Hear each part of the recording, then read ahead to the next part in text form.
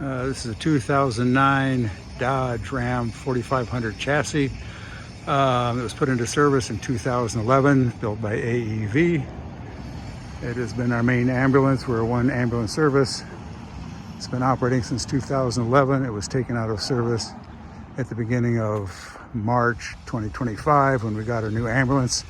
We waited 3 years for our new AEV ambulance due to all the supply chain issues. It has operated well. It has been well maintained, properly serviced. It did have a collision on the front end, a fender bender. There was no frame damage.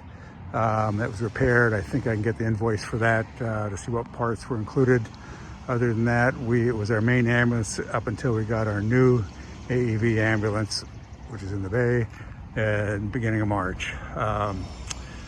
We also have the air suspension.